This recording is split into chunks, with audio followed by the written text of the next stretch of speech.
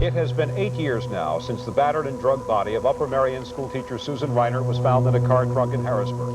Her 2 children have never been found. Tonight, the notorious case was the subject of the CBS miniseries Echoes in the Darkness, seen here on Channel 10. Bill Baldini reports tonight on the aftermath of the case that still has many unanswered questions. On the evening of June 22, 1979, Karen and her brother Michael were with their mom, Susan Gallagher Reinert, leaving their home in Ardmore, Pennsylvania. They got into Susan's orange Plymouth Horizon hatchback at around 9:20 p.m. After that, no one ever heard from them again. Susan was a teacher at Upper Maran High School when she and her children went missing. Despite efforts to find them, a mystery surrounds their disappearance, leaving many questions unanswered. The family left that evening, and since then, their whereabouts remain unknown, leaving a void and uncertainty in their community.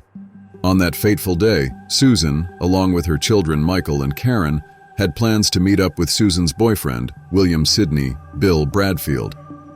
The 3 of them left their home in Ardmore, Pennsylvania, getting into Susan's orange Plymouth Horizon hatchback at around 9:20 p.m. Their destination was to meet Bill, who held the position of chair of the English department at Upper Maran High School, the same school where Susan was employed as a teacher. As part of the school community, Susan and Bill were colleagues, sharing a workplace connection. However, on the day of their disappearance, their meeting took an ominous turn as they seemingly vanished without a trace. The orange Plymouth, which carried Susan and her children that evening, became a symbol of an unsolved mystery that left friends, family, and the community bewildered.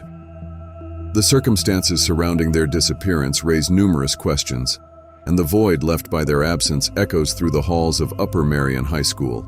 The shared workplace connection between Susan and Bill adds another layer to the mystery, leaving investigators and the community grappling with the uncertainty of what transpired on that June evening in 1979. Despite extensive efforts to find Susan, Michael, and Karen, their disappearance remains a haunting puzzle. The photograph of Bill Bradfield, who was intimately connected to Susan and part of the educational community, serves as a visual reminder of the unresolved mystery that has endured for decades. The high school, once a place of education, became entangled in the enigma of Susan, Michael, and Karen's unexplained vanishing, leaving an indelible mark on the memories of those connected to their lives and the community they were a part of.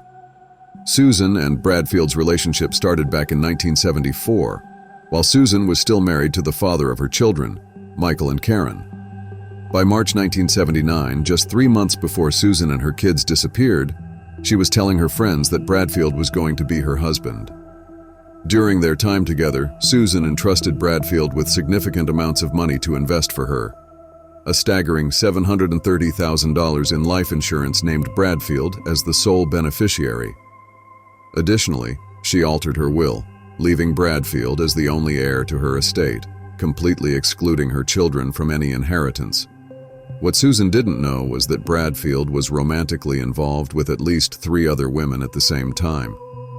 The complex dynamics of Susan and Bradfield's relationship, intertwined with financial matters and personal commitments, add a layer of intrigue to the mystery surrounding their sudden disappearance.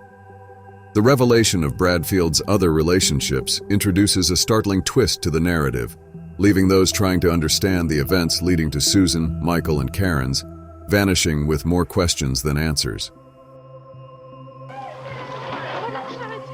Upper Maran High School, just 25 minutes from Philadelphia. A school haunted even today by the 1979 murder of Susan Riner.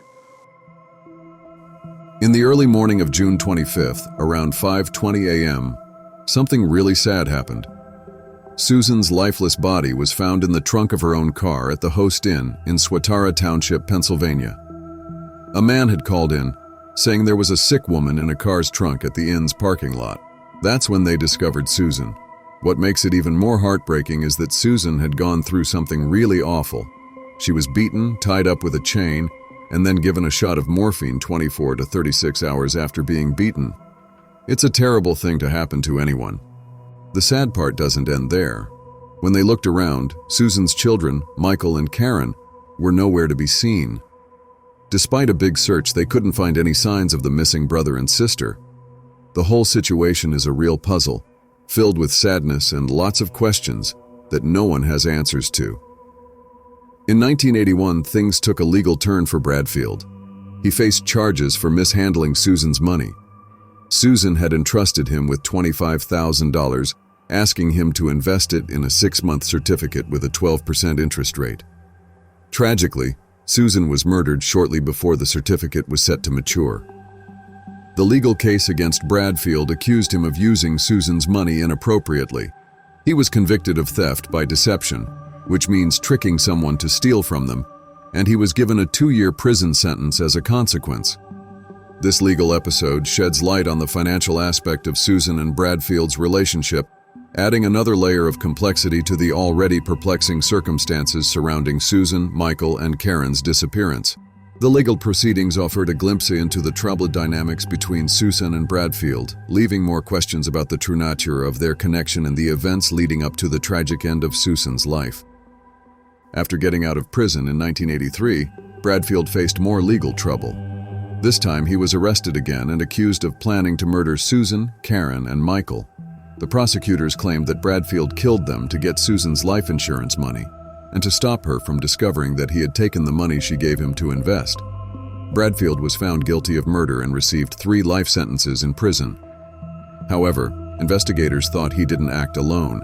It means they believed others might have been involved in these terrible events. The story takes a darker turn as questions linger about who else might have played a role in the tragic fate of Susan, Karen, and Michael.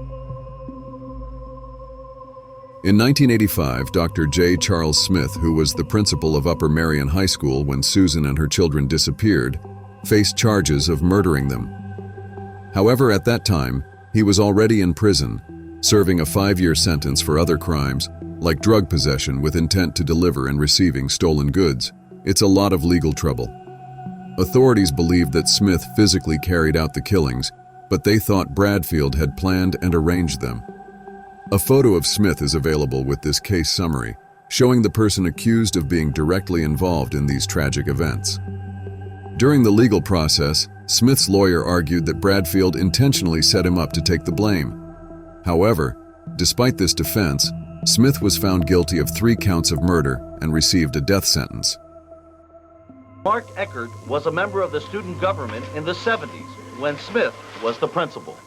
Dr. Smith was never a vicious or an angry or a mean man. I have trouble believing that Dr. Smith could have committed that crime. Even though he was a little odd Even though he was odd. But 58-year-old Smith was convicted of murdering Susan Riner and her 2 children, Karen and Michael. The jury said the evidence was circumstantial but overwhelming. Today, Smith is on death row. His case under appeal. I did not kill Susan Riner and had nothing to do with her murder or any crimes against her or her children. Nothing whatever. The story takes a twist as legal battles unfold, raising questions about who was truly responsible for the deaths of Susan and her children, Michael and Karen. In 1998, Bradfield passed away while in custody. He never admitted to being involved in Susan's murder or the disappearance of Karen and Michael. Around the same time, Smith's conviction was overturned in 1989 because evidence came to light that raised doubts about his guilt. It turned out that the prosecution had supposedly hidden this evidence unfairly during his trial. Even though they ordered a new trial for Smith, it never happened. He was released from prison in 1992. Afterward, he tried to sue the prosecutors, claiming his civil rights were violated, but in 1998, the court rejected his lawsuit. Smith later died in 2009 from heart disease. The whole situation is full of legal twists and turns, leaving lingering questions about what truly happened to Susan, Karen, and Michael. In a curious twist, Dr. J. Charles Smith, who faced legal trouble in connection to Susan and her children, had his own family mystery. His daughter, Stephanie Hunsberger, and her husband, Edward Hunsberger, both went missing in 1978. The last time anyone saw them was on February 25, 1978. Despite a few reported sightings afterward, none were confirmed. Strangely, Smith was never charged in their disappearance, and what happened to the Hunsbergers remains unclear.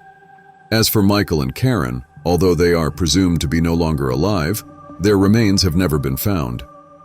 In 1987, they were officially declared legally deceased. Their father, Dr. J. Charles Smith, passed away in 2002. After Bradfield's death, investigators found a photograph among his belongings.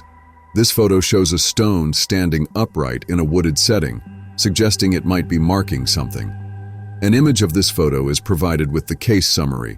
The police are trying to figure out where this picture was taken, believing that the children's remains might be buried there. Author Joseph Wambaugh delved into the Reinert family's tragic story in his book Echoes in the Darkness, published in 1987. Interestingly, the legal declaration of Karen and Michael being dead also happened in March of the same year, adding another layer of complexity to the timeline of events surrounding this haunting case. The mysteries and unanswered questions continue to surround the Reinert family saga, leaving those connected to the case and the community grappling with the shadows of the past.